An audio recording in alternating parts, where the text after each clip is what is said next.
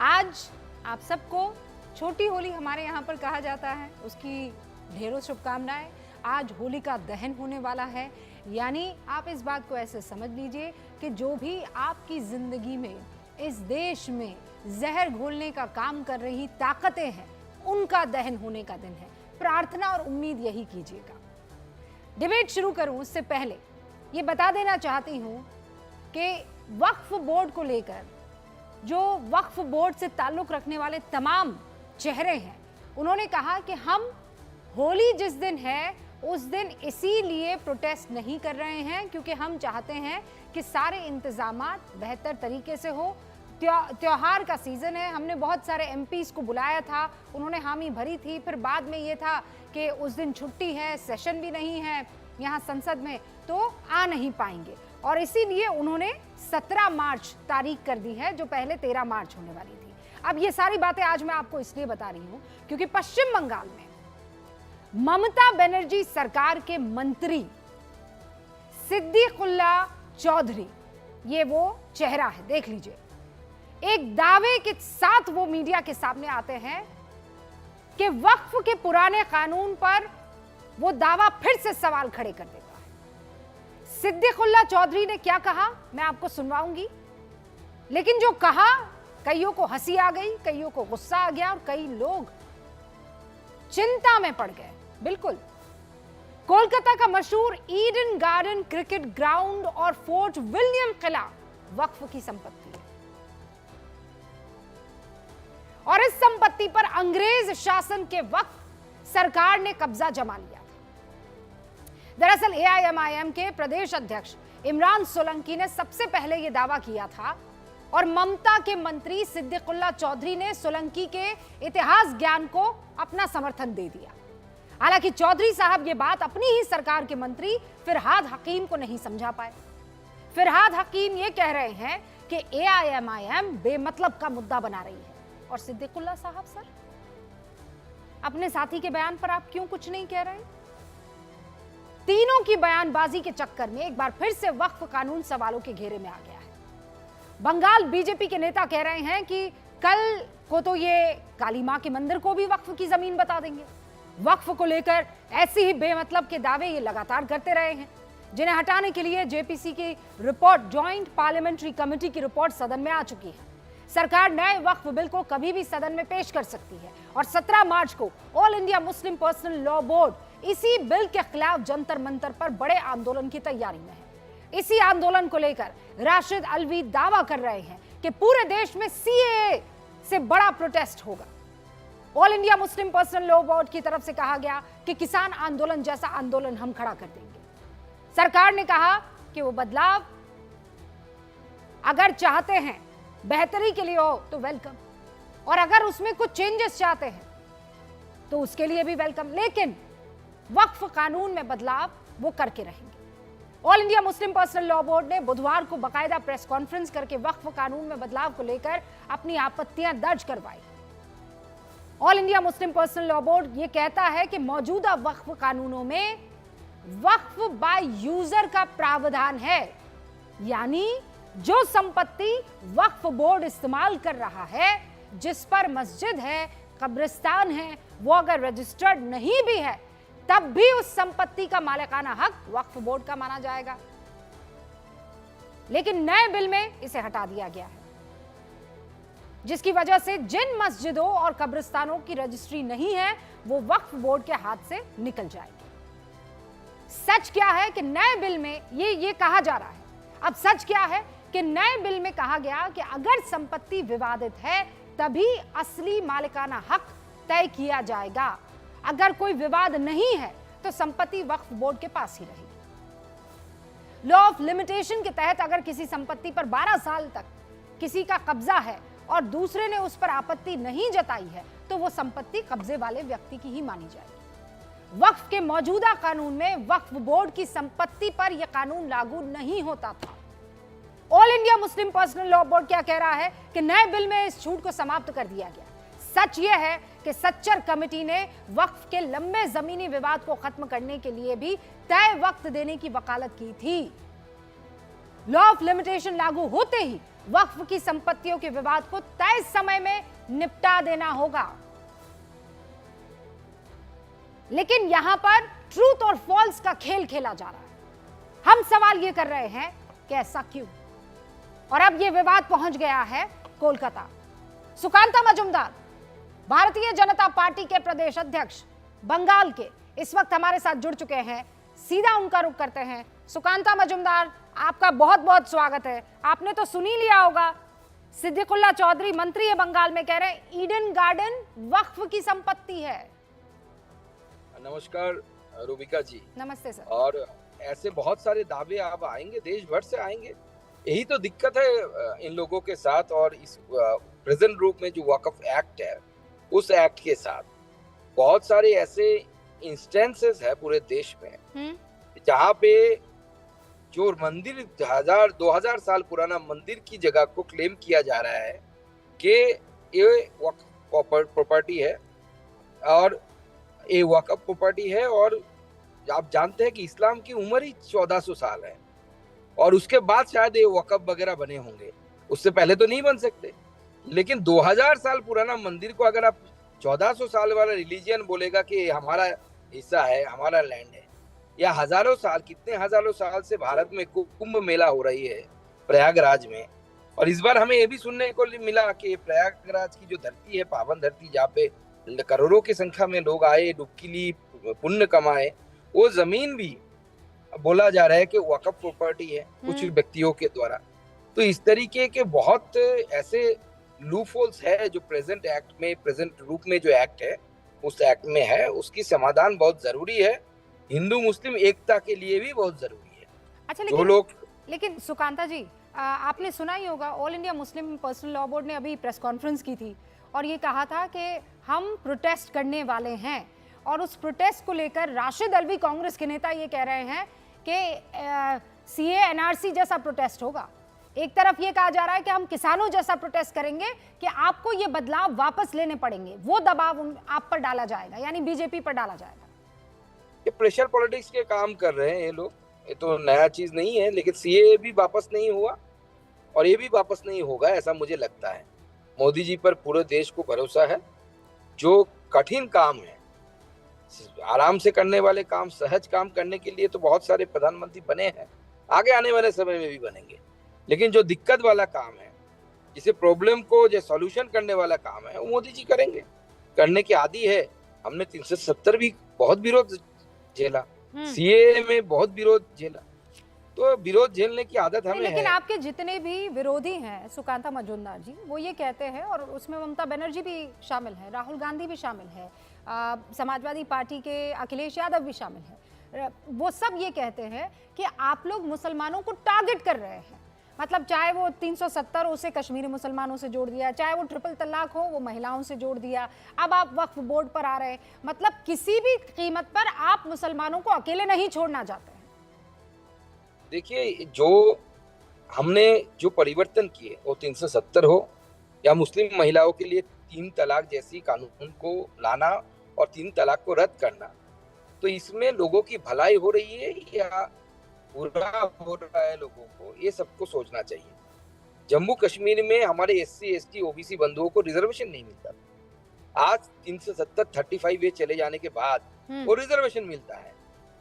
तो जम्मू कश्मीर को अभी कांग्रेस को नेता को भी बोलना नहीं पड़ता कि Jammu Kashmir is an integral part of our country. कभी हमेशा हर भाषण में चलता था, आप कांग्रेस की नेता भी नहीं बोलते। कांग्रेस के प्रमुख तो नेता जाके जम्मू कश्मीर में इंडिया का फ्लैग लाल चौक में लहरा के आते हैं। परिवर्तन तो उन्होंने भी देखा, हाँ, कैमरा के सामने वो एक्सेप्ट नहीं कर पाएंगे, राहुल जी एक्सेप्ट नहीं कर पाएंगे। तो रशीद अलवी जैसे साहब लोग और बाकी जो लोग ऐसे बोलते हैं, हम आदी है ऐसे सुनने के। ऐसे चैलेंजेस हमने पूर्वजों ने भी संभाला, इसलिए हमारा नाम आज भी रशीद अलवी नहीं है, सुकांत मजुमदार है। आप ये कह रहे हैं कि आपने बेहतरी के लिए किया और एक बार जब लागू हो गया तो उसके बाद कोई उसका विरोध नहीं कर रहा था। लेकिन आप जानते हैं ना, बंगाल में तो ये पॉलिटिक्स एकदम चरम पर होती है। आप पर ये आरोप लगते हैं कि आप हिंदुओं के प्रति अपना स्नेह बार बार दिखाते रहते हैं, और आप लोग ममता बनर्जी पर यह आरोप लगाते हैं कि वो मुस्लिम तुष्टीकरण करती रहती है। फिरहाद हकीम, आप जानते हैं, वो भी बंगाल में मंत्री हैं। वो ये कह रहे हैं कि AIMIM is your B team, BJP की बी टीम है, इसीलिए वक्फ खेल रहे हैं। देखिए, हमारी बी टीम की जरूरत नहीं है। हम ए टीम जो है हमारी वही सफिशिएंट टीम है। और जिस तरीके से फिराद हकीम साहब दावत इस्लाम बांट रहे हैं ना, उनको अभी बोलिए कि ये सब मंत्री पद छोड़ के दावत इस्लाम बांटते रहे और 2-4 बार और भी घूम के आए इधर उधर से। बंगाल की भूमि अगले आने वाले समय में उनके लिए बहुत दिक्कत पैदा करने वाली है अगर वो इसी मानसिकता के से चले कि जो इस्लाम छोड़ के बाकी लोग जो हम जैसे लोग जो हिंदू धर्म में जन्मे हैं, हाँ। वो अनलकी है। अगर ये उनकी मानसिकता है तो इस मानसिकता के कारण मुझे लगता है बंगाल में आने वाले समय में उनको बहुत दिक्कत फेस करने वाली है, क्योंकि बंगाल की जनता उनसे सवाल पूछेगी। नहीं, पर सुकांता जी, आप कितने तैयार हैं? आपको लगता है कि बंगाल इस बार जो है आपके लिए एकदम मीठी खीर साबित होगा? देखिए, बंगाल किसी के लिए कभी भी मीठी खीर नहीं रहा, लेकिन बंगाल तैयार है परिवर्तन के लिए। बंगाल देख चुका है कि बांग्लादेश में हिंदुओं के साथ क्या हुआ है। अगर ममता बनर्जी की सरकार चली, ये एक्चुअली ममता बनर्जी की सरकार नहीं है, ये उन तत्वों की सरकार है जो प्लूरलिज्म में विश्वास नहीं करते, जो सेकुलरिज्म में, रियल सेकुलरिज्म में विश्वास नहीं करते, स्यूडो सेकुलरिज्म में विश्वास करते हैं। उनकी सरकार है और भारत विरोधी ताकतों की सरकार है। इस सरकार को जाना ही है, इसका कोई ऑल्टरनेटिव नहीं है। इसको चेंज करके हम रहेंगे जब तक बंगाल में परिवर्तन नहीं होता। भारत के लिए बंगाल सेफ नहीं रहे। सुकांता मजुमदार यहाँ पर आरोप लगाते हुए ममता बनर्जी पर कि ये प्लूरलिज्म को साथ लेकर चलने वाली सरकार नहीं है, ये तुष्टीकरण करने वाली सरकार है और अब इसे जाना ही होगा। बहुत बहुत शुक्रिया सुकांतो मजुमदार हमसे बातचीत करने के लिए, और सारे खास मेहमान हमारे साथ इस वक्त जुड़े हुए हैं इस पर बहस करने के लिए, क्योंकि हमने आपको बताया कि all India Muslim personal law board ने भी ठान ली है कि ये जो वक्फ में बदलाव के लिए कानून की बात चल रही है उसे वो नहीं लागू होने देंगे, उसके लिए बाकायदा वो प्रोटेस्ट करेंगे। चलिए शुरू करते हैं गूंज। सारे खास मेहमान जुड़ चुके हैं हमारे साथ।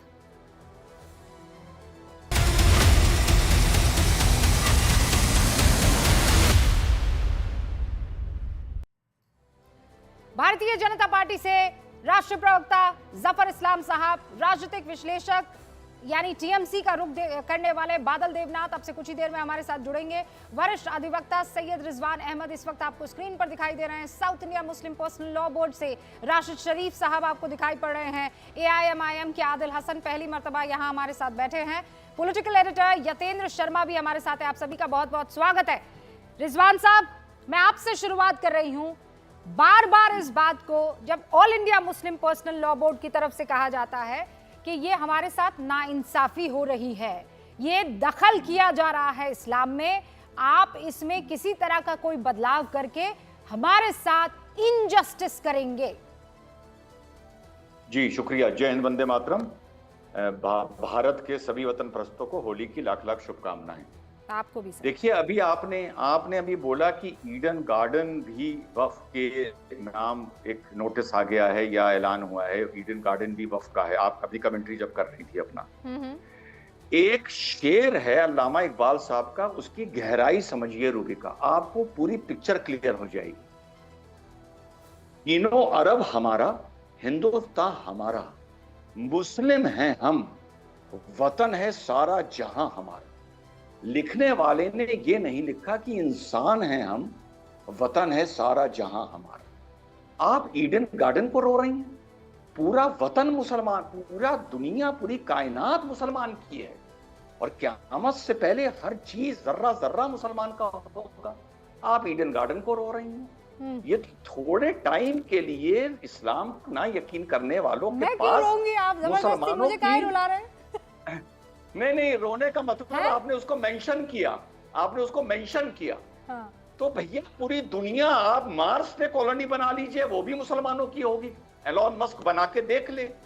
यहीं से वक्फ का एक कंसेप्ट निकल के आता है, जो आप वक्फ की बात कर रही हैं, कि हर चीज हमारी है, जो है वो भी हमारी है, जो मिल जाए वो भी हमारी है, जो छीन के हमारी हो जाए वो भी हमारी है। पूरा यूरोप उठा के देख लीजिए, वहां आज भी यही हो रहा है।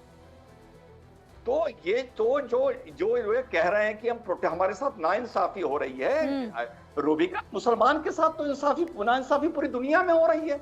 अमेरिका में हो रही है, ऑस्ट्रेलिया में हो रही है, अभी सीरिया में हो रही है। रूबिका, आपके सामने मुझे बोलते हुए शर्म आ रही है, आप महिलाएं, पर मैं बोलूंगा।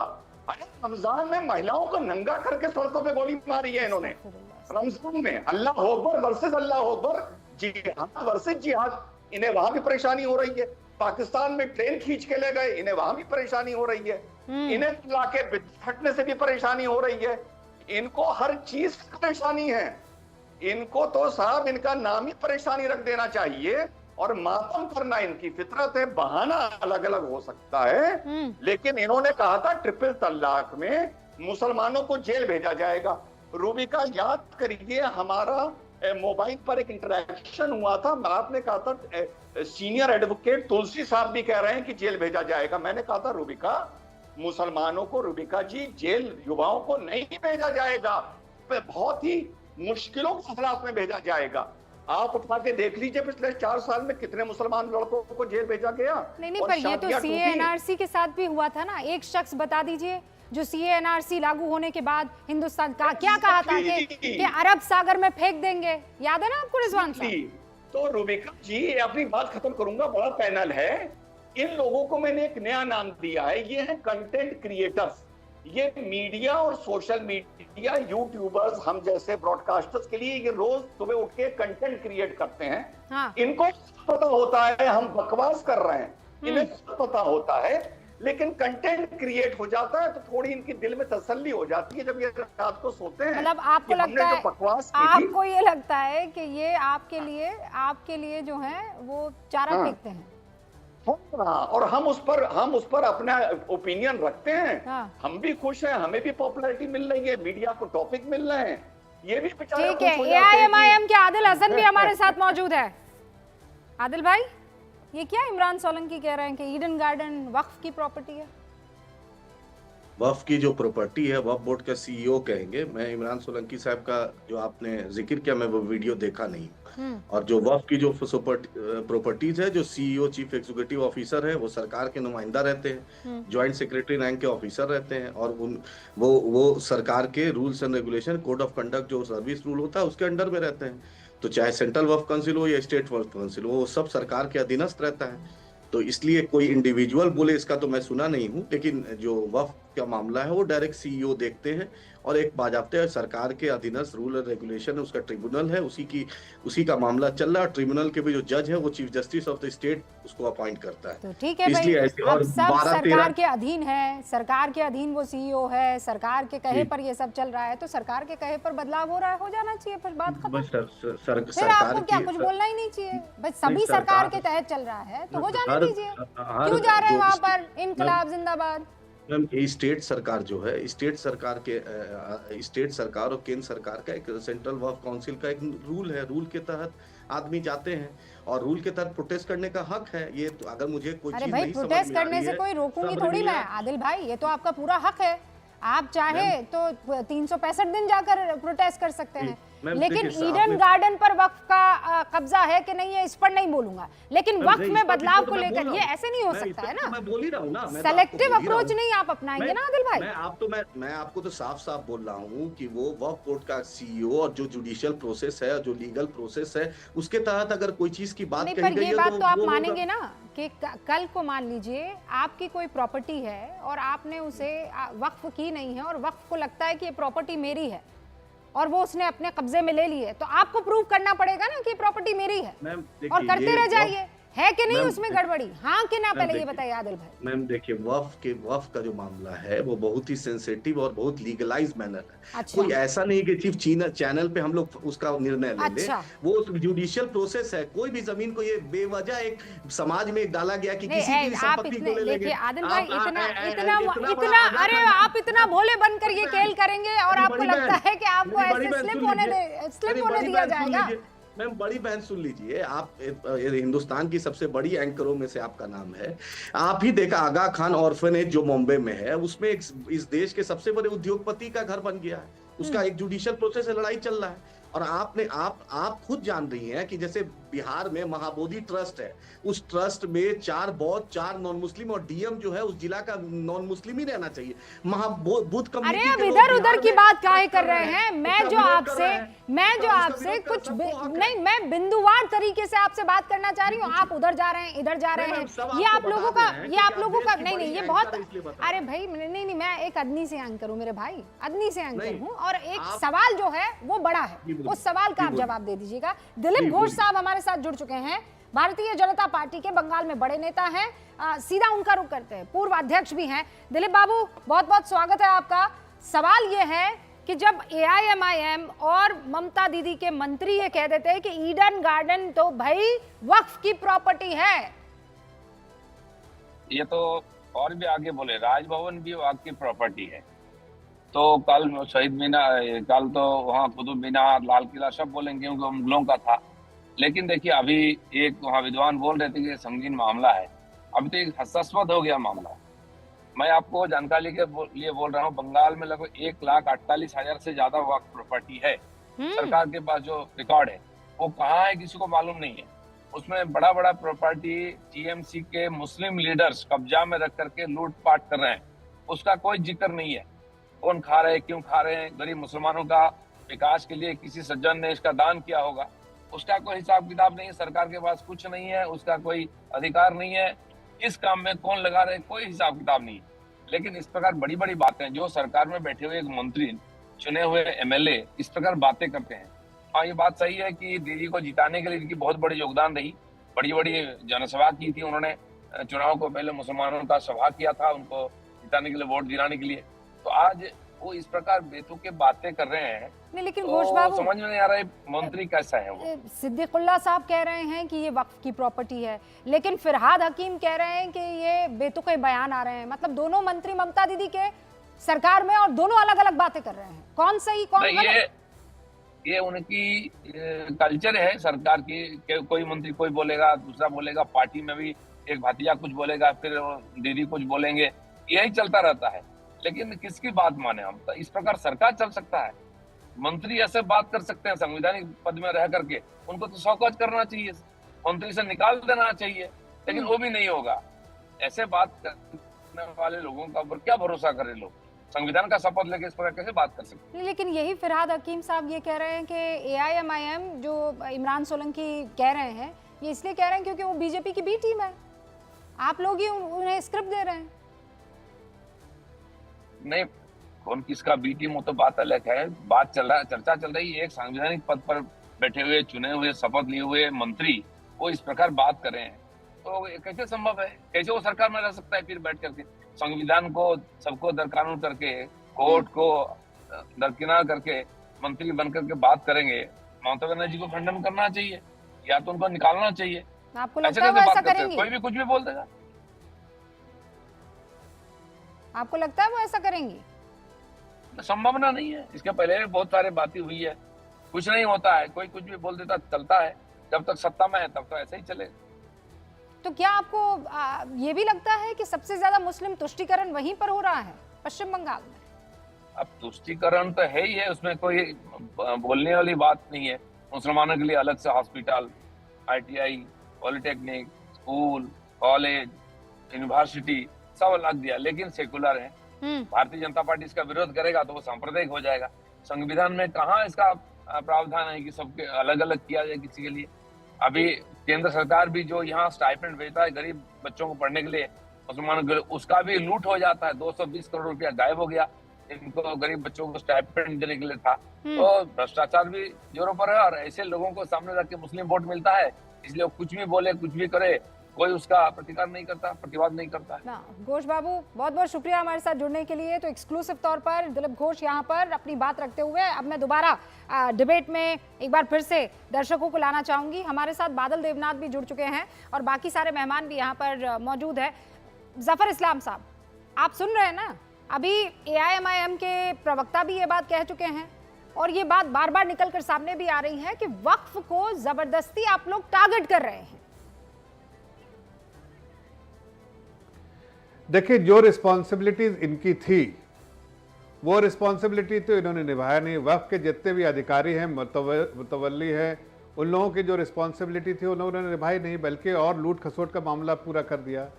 और इससे जिसको फ़ायदा होना चाहिए तो उसको फ़ायदा ना होके वैसे लोग जो मुतवल्ली बन गए हैं, उस तरह के लोग या उसके जो ऑफिस बेरर है, उनको फ़ायदा हुआ है।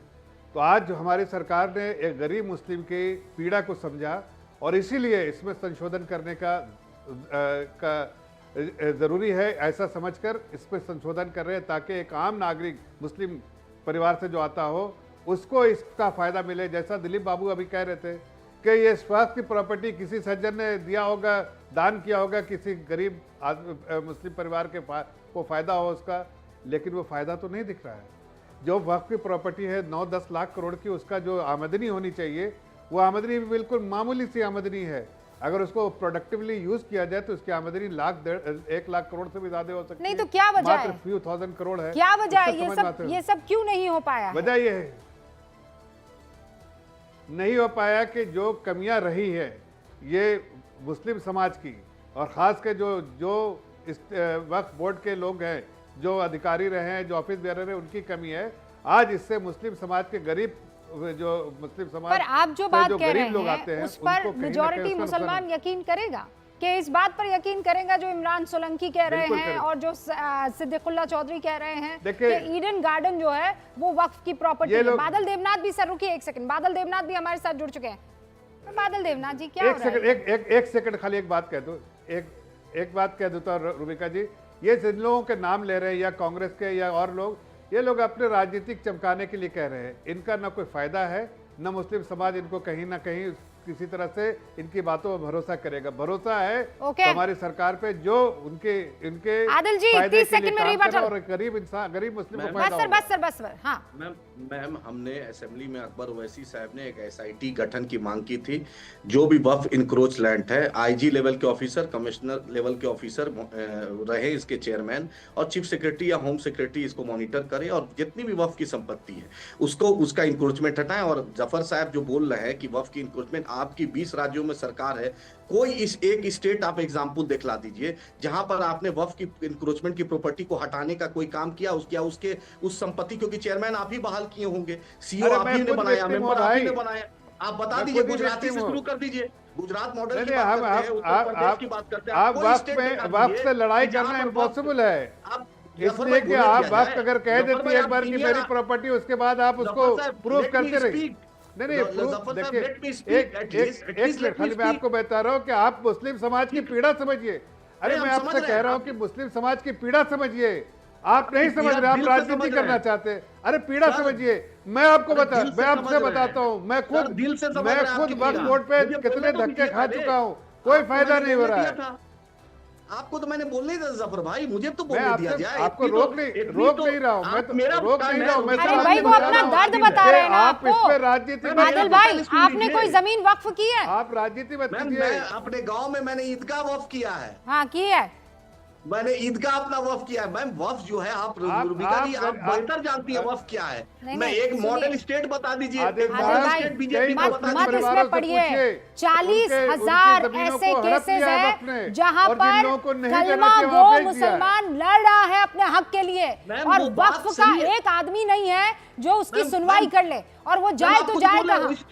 मैम 20 राज्यों में बीजेपी की सरकार है, 20 राज्य में कोई एक स्टेट में एग्जाम्पल बीजेपी सेट कर दे कि वहां वक्फ के सब मामले को सुलझा दिया गया है। अरे बीजेपी, AIMIM ये सब अड़ते कहाँ हैं? जब वक्फ में सुनिए, किसी दिन वो पहुंच गए ना आपके अध्यक्ष के यहाँ पर, कह दिया ये वक्फ की प्रॉपर्टी है, कोई कुछ ना कर पाएगा। फिर याद रखिएगा वो जहाँ बैठे हुए ना, अरे हमें पता है आपकी फकीरी, हमें पता है आपकी फकीरी, मत बताइए हमको। मेहनत मुशक्कत की कमाई। नहीं आपकी बात नहीं कर रही हूँ मैं। 10 सेकंड बोलने दीजिए सर, रुकिए एक सेकंड, रुकिए। बादल देवनाथ 3 और मेहमान, और उसके बाद नहीं, उसके बाद इतना बोलना चाहता हूँ कि ये प्रॉब्लम जो, अच्छा ठीक है, good, thank you so much. वरना मैं ये कहती कि आपने मेरे डिबेट को जो है वक्फ की प्रॉपर्टी बना दिया है, कि आप सुनने का नाम नहीं ले रहे हैं। अब जाके मैं कहाँ किसको बोलूं। आदिल हसन ने अपनी बात रखी है, अब राशिद शरीफ साहब, और उसके बाद यतीन्द्र और बादल देवनाथ। रशीद साहब, कल को आप इधर आ जाएंगे, कहेंगे रूबिका लियाकत, ये जो जहां पर डिबेट हो रहा है, जहां से तुम एंकरिंग कर रही हो, ये प्रॉपर्टी वक्फ की है, वक्फ में मान लिया है। वक्त की है तो मैडम प्लीज हैंड ओवर कर दीजिए आप। सुनिए, बहुत अच्छे हैं आप, माशाल्लाह सुनिए। से बहुत अच्छा एंकरिंग करते हैं आप। हाँ, नहीं, मैं वक्फ ये की बोलना चाह रहा प्रॉपर्टियां हूँ अब दीपिका ली जी। जाएंगी, इसलिए ली जाएंगी और वो भी नाजायज तौर पर जो हथियाई गई है, ताकि असल में मुसलमानों की बेहतरी के लिए काम हो सके। राशिद भाई, ये कोई यहाँ पर गुंडाई थोड़ी चल रही है कि हमें मर्जी, हमें पसंद आ गई भाई, हमने उंगली रख ली और ये चीज हमारी। अल्लाह ने और अल्लाह के हुक्म से वक्फ की गई प्रॉपर्टी का इस्तेमाल अय्याशी के लिए नहीं होता है, अपनी प्रॉपर्टीज बनाने के लिए नहीं होता है। वो बेवाओं के लिए, बच्चों के लिए, मुफलिसों के लिए, यतीमों के लिए, उनके काम के लिए। और मुझे बता दीजिए, आप हिंदुस्तान में बेवाओं के लिए एक बड़ा सा कोई आपने बना दिया हो आशियाना, या यतीमों के लिए एक बड़ा सा कोई स्कूल, या मुफलिसों के लिए कोई बड़ी सी जगह बना दी हो? बताइए मुझे।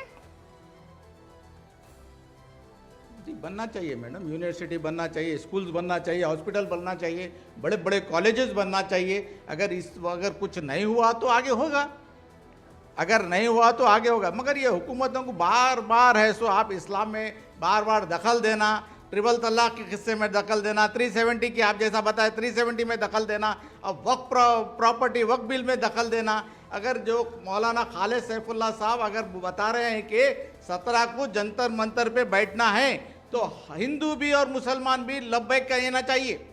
आज मुसलसल जो 14 से ये जो हिंदू चल कह रहा रहे है लब्बैक। माशाल्लाह आप 2014 कह से दीजिए लेके जय जो श्री आज राम तक, कहेंगे? हाँ बिल्कुल चाहिए, हिंदू भी बोलना लब्बैक हाँ, नहीं, और हिंदू मुसलमान बोलेगा भी बोलना लब्बैक। आप लब्बैक। बोलिए पूरे जय श्री जमाता, राम, पूरे वो बोल देगा पॉलिटिकल हिंदू पार्टियां, लब्बैक। पूरे पॉलिटिकल ना, पार्टियां ना, आना ना, चाहिए। लब्बैक, लब्बैक, राहुल पहले गांधी बोलिए अटेंड करना राशिद चाहिए, शरीफ ममता साहब। बनर्जी अटेंड करना, अखिलेश यादव अटेंड करना चाहिए, पूरे आना चाहिए। खाली नहीं, मुसलमान वोट क्यों नहीं होना आना इनको। चाहिए? क्यों आना इनको चाहिए? क्योंकि आप चाह रहे हैं, क्यों आना सब आना चाहिए? चाहिए। अरे सर, अरे है, एक तो हमारे पास वक्त प्रॉपर्टी है, वो भी अगर आप अगर इस तरीके से अगर वक्फ जो है जिनकी आप नहीं, बात कर रहे पूरे हैं, जितने भी आर्मी और रीजनल रेलवे पार्टियां के हैं, बाद जितने तीसरे पॉलिटिकल नंबर पार्टी पर पूरे आना जमीन है। चाहिए। सुनिए राशिद भाई, इसे कहते हैं जीवन में सब कुछ जी, बोलिए। होने के बावजूद, जी वो कौन सी रॉय थी वो जो हर बात पे रो जाती थी?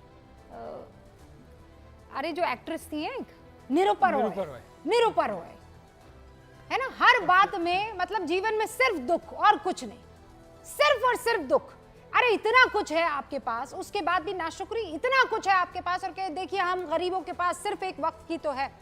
हाँ यतेंद्र, सिर्फ एक ही वक्त और ही तो क्या है बताइए, और क्या है बताइए। अरे मैं बता देती हूँ और क्या आप क्या है, बताइए रुकिए मैडम, और क्या रुकिए, है, मैं कौन से बता रही हूँ, नौकरियां मैं हैं? बता रही हूँ आपको। अरे और कौन से नौकरियां मैं हैं? बता रही हूँ कितने आपको, आपके assembly पास सीट क्या है, क्या है, PMC आपके पास, बताइए आपके पास, अरे मैडम आपके पास प्राइम मिनिस्टर है, आपके कह रहा पास है कि सीएम है, आपके पास उनकी एमपी ज्ञान है, आपके वापी पास है। एमएलए है, वो ये कह आपके रहा पास है कि लोकसभा है, मथुरा आपके पास वाला, राज्यसभा है। मथुरा वाली ईदगाह आपने कब्जे में ले ली है।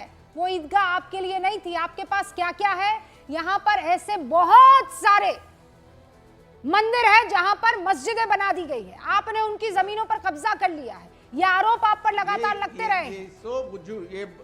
ये सब रूबिका जी गलत बातें हैं, ये अच्छा, झूठ फैला रहे हैं सो ये लोग। अच्छा। जब से आए सिर्फ मस्जिदों के पीछे, मदरसों के पीछे, और क्या काम है इनका? हाँ। और कुछ काम है तो बताओ, चैनलों पे ये- बताओ कि हम भाई ये करें, हम ये करें, राशिद हिंदुओं साहब, के मैं बस लिए एक करें, छोटी सी बात मुसलमानों कह के लिए देती करें, हूँ। सिखों के ये लिए लोग सिखों। आपके पीछे नहीं कुछ पड़े नहीं करे ये लोग। हैं, ये लोग आपके पीछे नहीं पड़े हैं, ये लोग नहीं गए थे अफगानिस्तान। फिर कौन हिंदू पड़े और हमारे सनातनी पीछे? नहीं पहुंचा था अफगानिस्तान, कौन पीछे वो पड़े नहीं हैं, पहुंचा मैडम? था गल्फ, वो नहीं पहुंचा था यूएई, वो नहीं पहुंचा था मक्का और मदीना। ठीक है, ये मुगल आए थे हिंदुस्तान, ये पीछे पड़े थे जमीनों के। तो ये मत बोलिए कि आप उनके पीछे पड़े।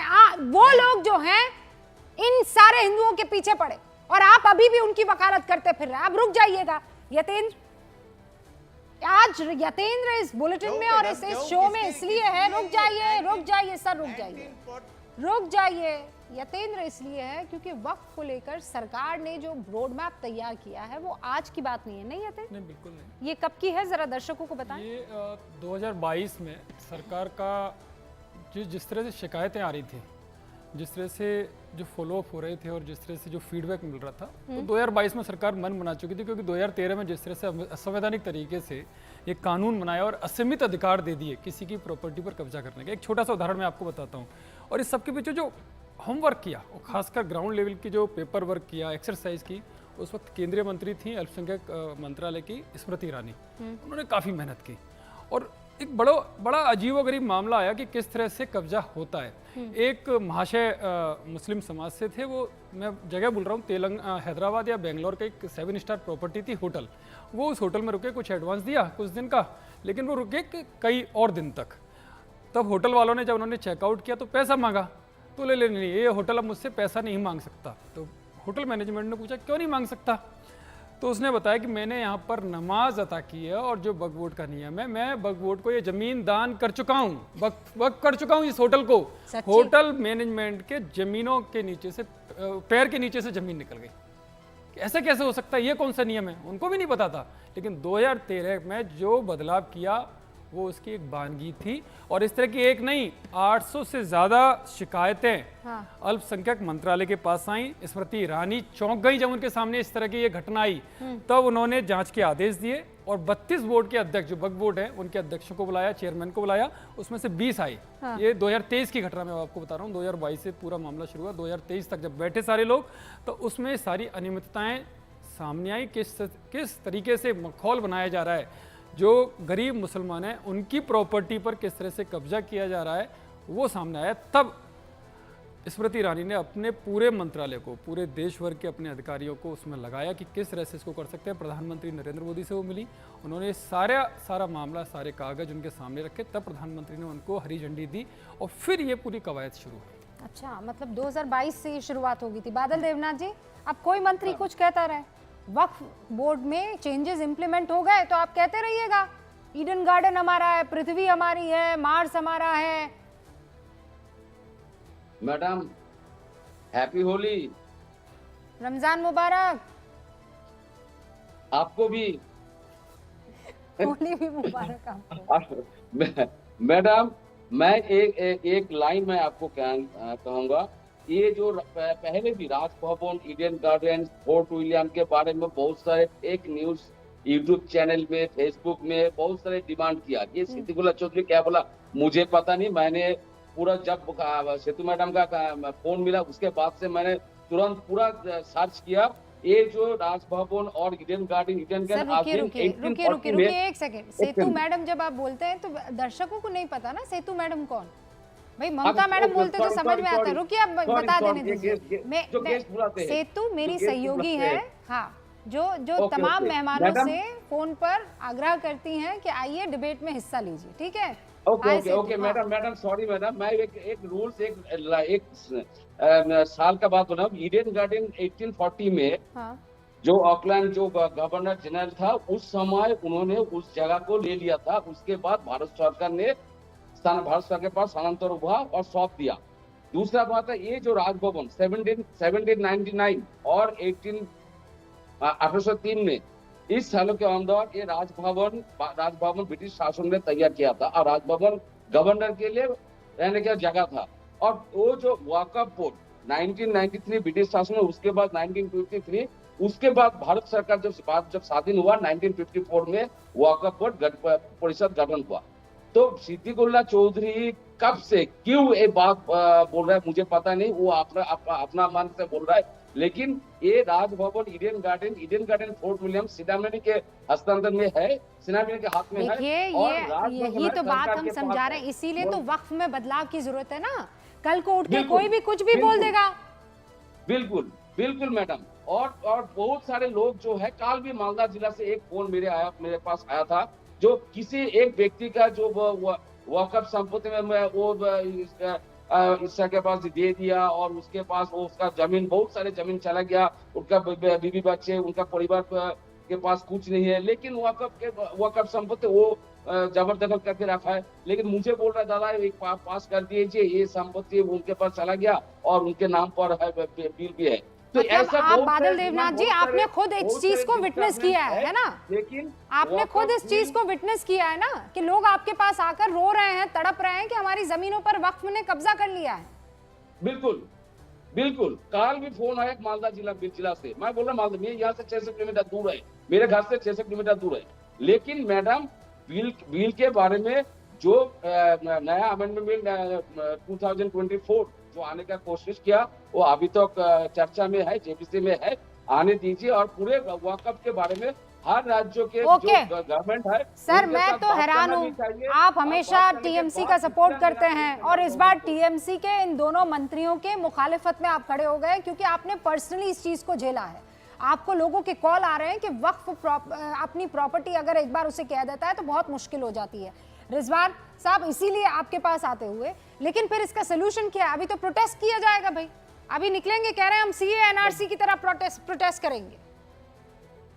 देखिए रुबिका जी, जो हैदराबाद के एमआईएम में, एआईएमआईएम नहीं बोलता हूं मैं, एमआईएम बोलता हूं, जो रजाकरों की थी, तो एमआईएम के जो नेता हैं असुद्दीन ओवैसी, वो अक्सर संविधान और आईन अक्सर बोलते हुए सुनाई देते हैं। उनको ये नहीं पता है कि संविधान और आईन दिमाग की तरह जैसा कुछ लोगों का है, एक जगह ठहरा हुआ नहीं रह सकता, बंद नहीं रह सकता।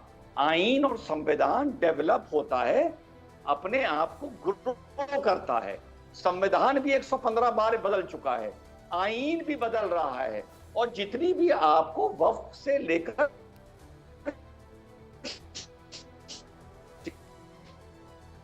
शिकायतें हैं जो आप कह रहे हैं बीजेपी आपकी आवाज जो है वो ठीक से आ नहीं पा रही, वो कनेक्शन पर किसी का कब्जा हो गया है, मुझे नहीं पता किसका हुआ है।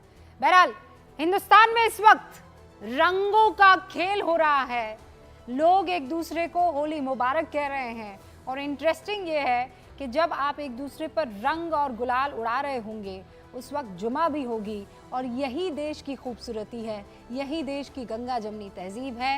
होली की आपको खूब सारी शुभकामनाएं, दुआ में भारत को जरूर याद रखिएगा। नमस्कार, आप देखते रहिए न्यूज़ 18 इंडिया।